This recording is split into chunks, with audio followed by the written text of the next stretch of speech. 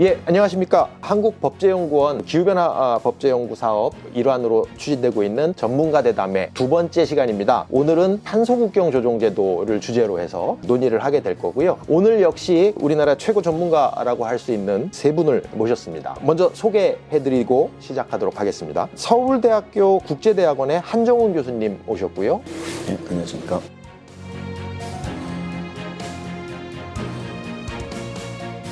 그 다음에 포스코 경영연구원의 안윤기 상무님 오셨습니다.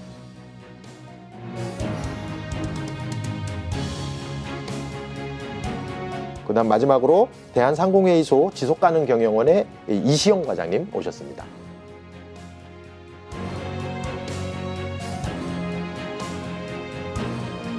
그리고 저는 한국법제연구원 현준원입니다. 반갑습니다.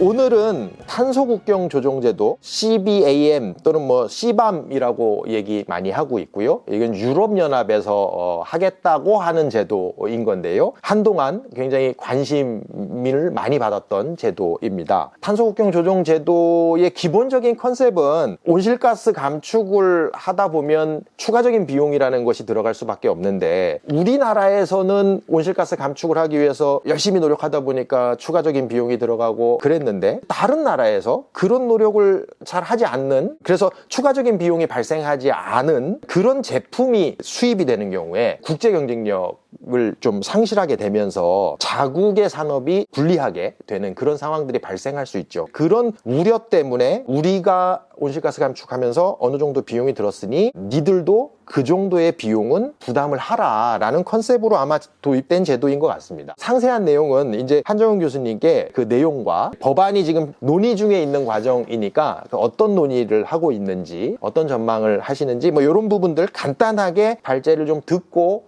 얘기를 계속 이어가도록 하겠습니다. 예, 부탁드리겠습니다.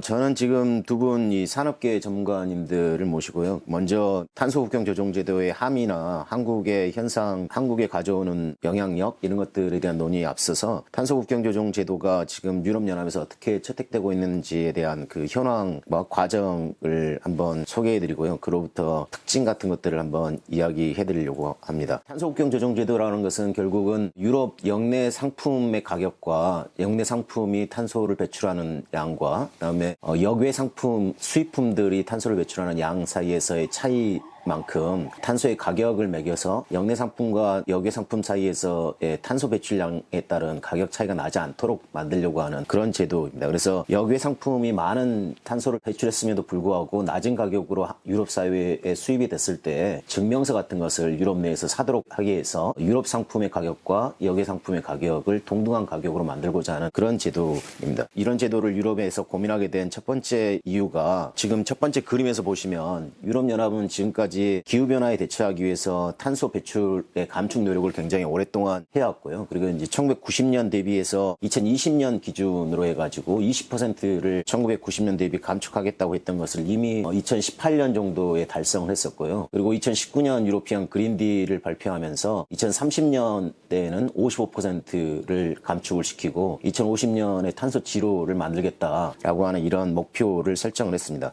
그리고 그래프에서 보시듯이 맨 아래가 지금 유럽연합의 상황인데 저렇게 노란색으로 줄을 그어놨는데요. 계속 유럽연합이 이런 탄소 배출량을 감축하고 있는 노력을 진행을 하고 있습니다. 그런데 그에 비해서 이제 다른 나라들을 보시면 지금 미국이나 아프리카, 중국, 인도 이런 나라들의 그래프들을 볼 수 있는데, 특히나 이 중국과 인도와 같은 상황은 여전히 이제 경제가 굉장히 발전되고 있는 상황이기 때문에 탄소를 배출하지 않고서는 경쟁력이 약화되기 때문에 오히려 탄소 배출이 감축되는 것이 아니라 아직도 계속적으로 증가하고 있는 그런 상황들을 보여주고 있다는 겁니다. 그래서 유럽연합은 자기는 기후변화에 대처하기 위해서 탄소 배출을 감축시키려는 노력을 하고 있음에도 불구하고 전 세계 다른 국가들이 하고 있지 않은 그런 상황으로 인해서 전 세계 전체의 탄소 배출량은 감소되지 않고, 그러면서 계속 지구온난화의 문제가 발생하는 그런 상황을 해결해 보려고 한다는 겁니다. 하려고 지금 모색을 하고 있는 중입니다. 유럽연합은. 또한 지금 두 번째 그림을 보시면 유럽연합은 지금까지 탄소 배출 감축 노력을 계속 해왔고 지금 제일 아래 녹색 부분입니다. 그래서 2030년까지 해서 지금 수준으로 계속 감축을 해가면 아마도 한 40% 정도는 감축을 할 수 있을 거다라고 예상을 하고 있습니다. 그런데 40% 감축을 통해 가지고는 파리 기후협약에서 이야기하는 지구 온도를 2도씨 낮추는 것을 달성하기 어렵다고 보고 있고 또한 1.5도씨까지 낮추기 위해서 노력해야 된다는 것에 맞추지 못할 거라고 생각을 해서 이거보다도 지금 현재 수준의 조치를 가지고서 감축시키는 것보다도 더 감축을 시켜야 된다라고 하는 것이 유럽연합에서 지금 이루어지는 합의이고 그 합의에 따라서 2030년까지 지금 40%가 아니라 한 55%까지는 감축하겠다라는 이야기를 하고 있는 겁니다. 그러면 결국은 지금 수준보다도 유럽연합 내에서는 더 탄소 배출에 대한 규제를 강화해야 되기 때문에 탄소 배출이 많은 산업체 같은 경우에는 그로 인해서 더더욱 가격 경쟁력이 떨어지게 되고 이 가격 경쟁력이 떨어진 유럽 내의 산업체들이 제3국으로 빠져나갈 가능성이 있다는 겁니다. 이 3국으로 빠져나가는 현상, 이런 현상을 탄소 누출이라고 하는데요. 이 현상을 유럽연합이 기후변화에 대처하면서 강한 노력을 했을 때 탄소 누출이 발생하는 것을 방지하기 위해서 지금 마련하는 조치 가운데 하나가 탄소 국경 조정 제도라는 겁니다. 한국과 같은 경우는 지금 현재의 집행위원회가 발의한 탄소 국경 조정 제도의 관할 품목은 5개의 품목인데요. 철강, 알루미늄, 퍼틸라이저, 전기, 시멘트 분야인데 한국과 관련 있는 분야는 철강과 알루미늄입니다. 철강은 한국이 유럽연합의 7대 수출국이고요. 알루미늄은 한 10 몇 대 수출국 정도가 됩니다. 그래서 두 품목에 있어서는 한국 사회에서 밀접한 연관성이 존재하는 거고 나머지 퍼틸라이저나 일렉트리시티나 시멘트와 같은 경우는 지금 관련성이 낮아가지고 한국이 크게 이 관심을 두고 있지는 않은 분야이기도 합니다. 그래서 우리는 이런 탄소국경 조정제도가 어떻게 지금 마련되고 있고 어느 수준으로 가고 있는지에 대해서 지금 살펴봐야 되는데 그 이유가 최근 유럽연합이 이 탄소국경 조정제도를 마련하는 과정에서 유럽의회에서 심의를 하고 있는 상태에서 집행위원회가 발의한 발의안을 마련했었는데 그 발의안에 대해서 수정안을 제시하면서 원래 집행위원회가 제시했던 안보다도 훨씬 강화된 탄소국경 조정제도를 지금 수립하겠다라고 하는 안을 제시했다는 겁니다. 그래서 그런 안들이 과연 한국에 어떤 영향을 미칠 것인가에 대해서 더 깊이 있게 생각을 해봐야 되는 상황이라고 할 수 있겠습니다. 제가 이런 이론적인 부분들은 좀 넘어가고요. 바뀐 수정안의 내용만 검토를 하도록 하겠습니다. 그래서 지금 보시면 집행위원회 발의안과 유럽의회에서 심의안 사이에서 수정하는 안 사이에서 한 6개의 쟁점들이 있는데요. 첫 번째 쟁점이 탄소국경 조정제도의 관할 품목들이 어떤 것이 될 것인가에 대한 문제입니다. 아까 집행위원회가 최초에 발의했을 때는 5개의 품목에만 할당이 돼서 한국과 관련 있는 분야는 철강과 알루미늄 분야뿐이었었습니다. 그런데 유럽의회가 지금 현재 발의안을 수정하면서 천연화합물과 중합재라는 것을 이제 포함하고 있었고 전력에 대해서도 ETS 종료 시점을 2년 앞당기는 이런 상황인데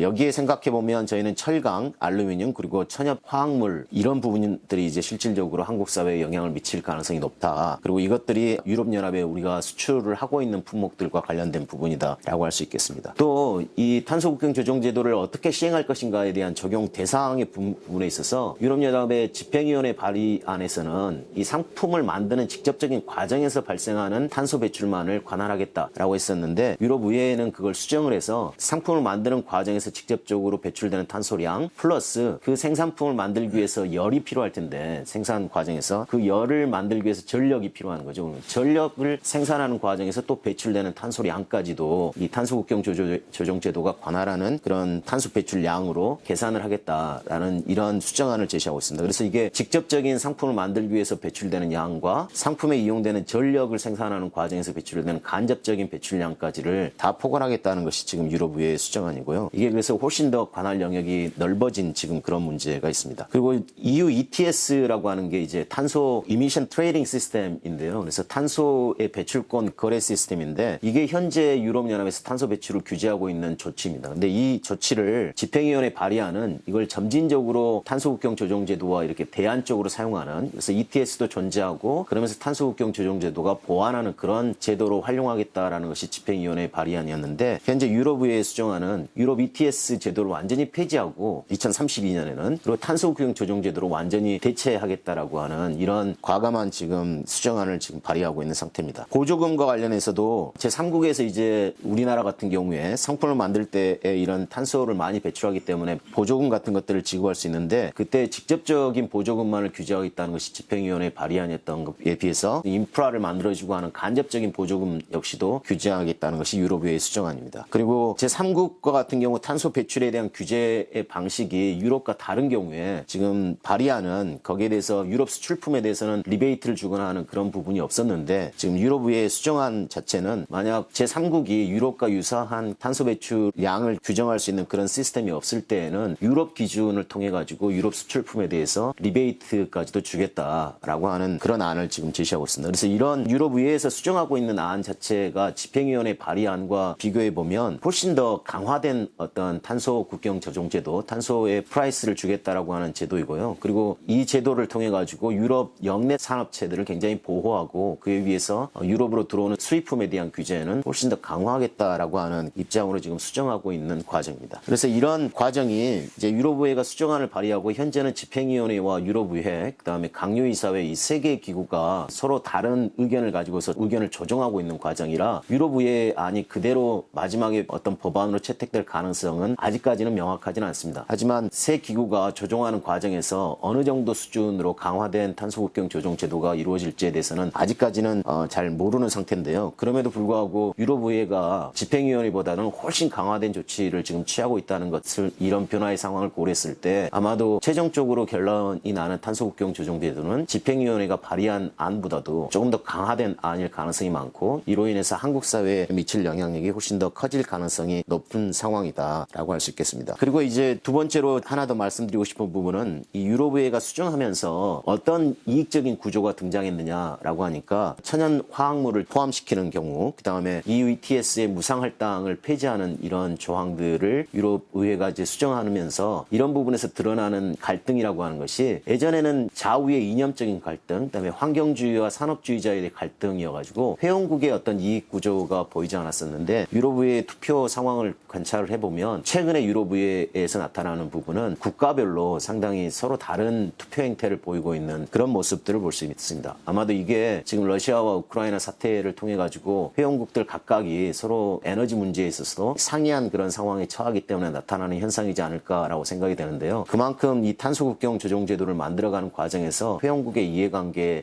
차이에 따른 어떤 갈등이 지금 잠재돼 있고, 그리고 여전히 집행위의 발의 과정에서도 볼 수 있었던 이념적인 차이, 또 환경주의자와 산업주의자 간의 어떤 갈등 구조가 남아있는 그런 이슈라고 생각이 됩니다. 그래서 현재 지금 탄소국경 조정 제도는 일반 입법 절차라고 하는 과정을 따라서 지금 만들어지고 있는데요. 일반 입법 절차가 보통 평균적으로 2년 반 정도의 시간이 맥시멈이라고 보고 있습니다. 그런데 현재 발의안이 지난 이후에 1년 3개월이 지났는데도 불구하고 유럽의회 안과 집행위원회 발의안이 서로 굉장히 큰 내용적인 차이를 가질 정도로 디스커션이나 이런 입법이 순조롭게 진행되고 있지 않은 상황은 알 수 있습니다. 그래서 아마도 최종안이 얼마나 더 시간이 걸릴지는 모르겠지만 앞으로 1년 정도의 시간 안에 구체적인 모습을 드러낼 것 같고, 그 안에서 한국이 얼마나 더 이 유럽연합과의 협상이나 이런 과정을 거치는가에 따라서 조금 더 유리한 위치를 점하지 않을까라고 생각합니다. 우선 기본 발전은 여기서 마치도록 하겠습니다.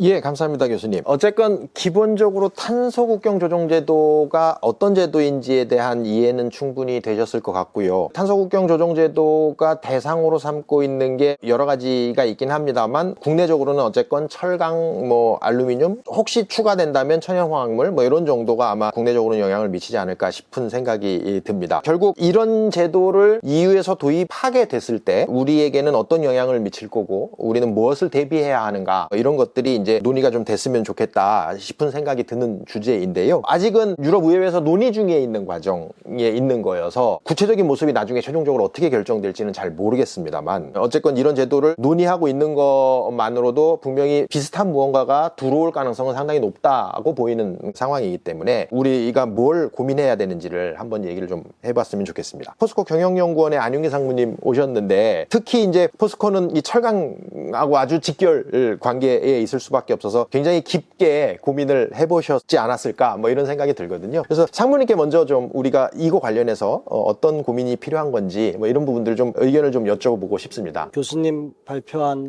통해서 많은 부분을 이해했고요. 저희 철강업의 실질적인 대상으로 저희는 이해를 하고 있고, 실제 저희 국내 철강업이 EU에 수출하는 물량이 한 280에서 300만 톤 되다 보니 모회사인 포스코를 중심으로서 현대제철, 철강협회 모두들 고민들을 많이 하고 있는 상황입니다. 근데 이제 발표에서도 보셨듯이 지금 EU 집행위와 의회와 이제 그 이사회가 서로 다른 안을 놓고 이제 하나의 안을 만들려고 협의를 하고 있는 거고, 아마 제 판단으로는 제가 아는 거로는 EU 의회보다 집행위 안을 중심으로 논의가 전개되지 않을까 이런 생각을 하고 있고요. 그렇더라도 ETS 연계 CBAM이라고 하는 것은 결국 제품의 카본 프라이싱을 접목을 시키면서 탄소 중립 내지 저탄소 경제 체제, 국제 통상 질서의 변화를 통한 저탄소 경제 체제의 어떤 방향으로 중장기적으로 가는 길이라고 봅니다. 그래서 당장 지금 현재 제도 안에 이제 초점을 둬서 협상하는 것도 중요한데, 장기적으로 파리 협정 하에서 경제 체제가 어떻게 바뀔 건지, 당장에는 통상 질서가 어떻게 바뀔 건지 탄소에 의해서 고민을 해야 되는데, 고민하는 방향은 EU가 얘기한 ETS에 초점도 두지만 조금 카본 프라이싱을 형성하는 어떤 요인들을 종합적으로 보고서 우리 협상을 임했으면 좋겠다는 생각이 들고요. 관련해서 이제 지금 당장 EU가 이제 안을 준비하지만 지금 EU가 충분한 정보를 제공하지 않고 있어서 정부의 노력에도 불구하고 지금 협의가 강력하게 추진이 안 되고 있는 상황인데, EU 안이 나오게 된다면 교수님 말씀대로 아마 올해 말 정도 나올 것 같은데, 우리 정부가 오늘 대담을 통해서든지 지금까지 확인한 바에 준해서 다양한 협상안을 가지고 준비를 해야 될 것 같고요. 산업계도 거기에 맞춰서 당연히 해야 될 일이 있습니다. 그 온실가스 함유량의 제품에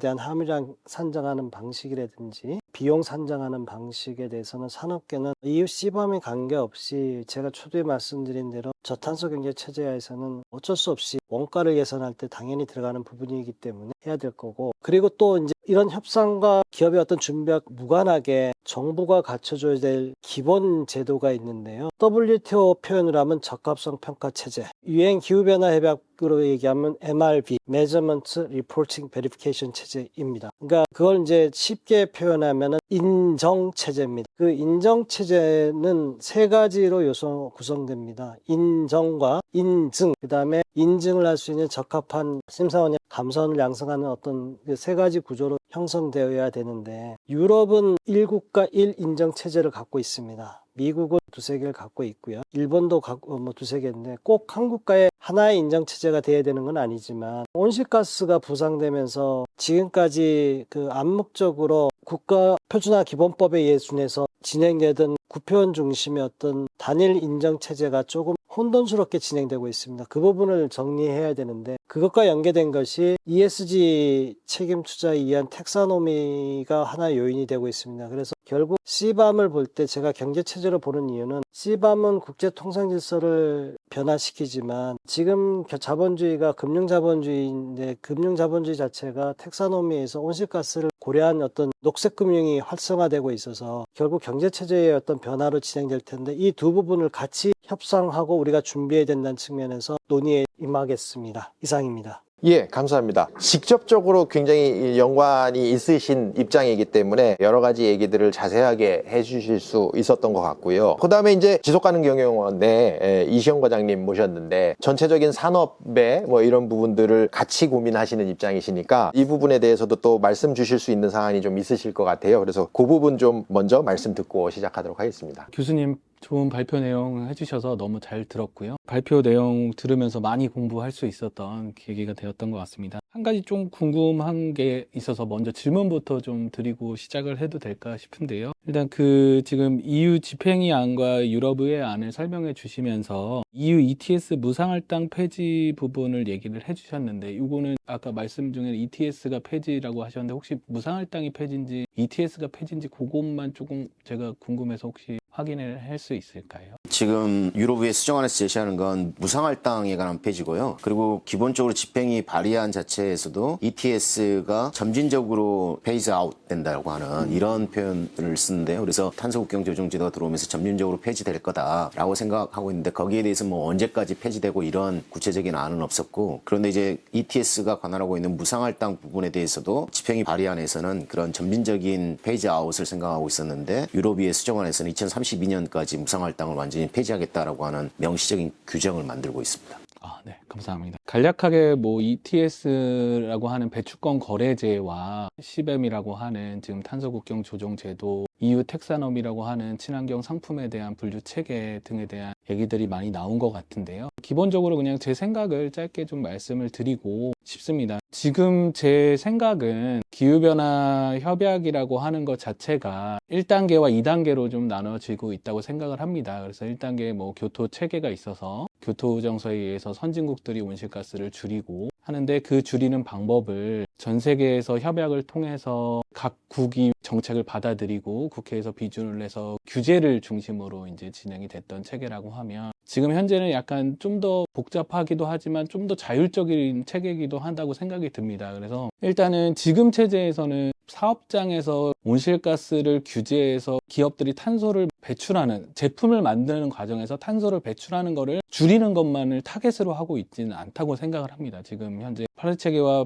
포함해서 기업들도 탄소 중립을 다 선언하고 지자체 이런 많은 주체들이 탄소 중립을 선언하는 과정에 있어서 그게 기업이 지금 제품을 만드는 데서 탄소를 무조건 줄여라 라는 과정은 규제 중심의 시스템이라고 저는 생각을 하고요. 지금 이제 CBAM이나 텍사노미가 논의되는 부분에서는 사업장 내에서 제품을 만들 때 온실가스를 규제하는 부분 외에 제품이 과연 얼마나 친환경성을 가지고 아니면 탄소를 적게 배출하면서 제품을 생산했느냐라는 관점으로 좀 변화가 되고 있는 상황이라고 저는 개인적으로 이해를 하고 있습니다. 그래서 탄소 국경 조정 제도도 결국은 각국이 생산한 제품이 만드는 과정에서 탄소가 얼마가 나왔고 또 그 탄소가 나온 거를 얼마나 환경적으로 부담을 하면서 우리가 비용을 친환경적으로 부담을 하면서 제품을 만들었느냐를 비교하는 과정이라고 저는 생각을 하고 있거든요. 그래서 EU 텍사노미하고도 연결되는 부분이 뭐냐면 결국은 그 제품이 얼마나 친환경적으로 만들어졌느냐가 결국은 탄소 국경 제도의 비교 대상이라고 생각을 저는 하고 있습니다. 그런 관점에서 이해를 한다고 보면 결국은 배출권 거래제에서 우리가 얼마나 기업들이 제품을 친환경적으로 생산했으며 그 과정에서는 탄소 비용을 얼마나 부담했는가를 결국 그것이 비교 포인트라고 저는 이해를 하고 있거든요. 그래서 우리가 탄소 국경 조정 제도 얘기를 할 때 결국은 탄소 비용을 ETS 비용을 서로 비교하는 얘기가 계속 나오는데 그 비용의 차이가 결국은 아까 교수님 말씀하신 서티피케이션이라고 하는 얼마나 우리가 제품을 만들 때 탄소 비용을 부담했느냐를 비교를 해서 그 차이를 결국은 국가 간에 비교를 하겠다라는 얘기를 저는 이해를 하고 있고요. 그런 관점에서 본다고 하면 결국은 우리는 유럽과 우리가 갖고 있는 카본 프라이싱, 탄소 가격 제도를 결국은 비교를 하고 그 가격 제도에서 제품을 만들 때 과연 우리가 얼마나 탄소를 배출했느냐, 비용을 얼마나 들였느냐 이거를 비교하는 게 포인트가 아닐까라는 생각을 해봤습니다. 예, 감사합니다. 요약을 해보자면 유럽에서 탄소 국경 조정 제도라는 제도를 가지고 이제 법안 논의 중에 있는데 결국은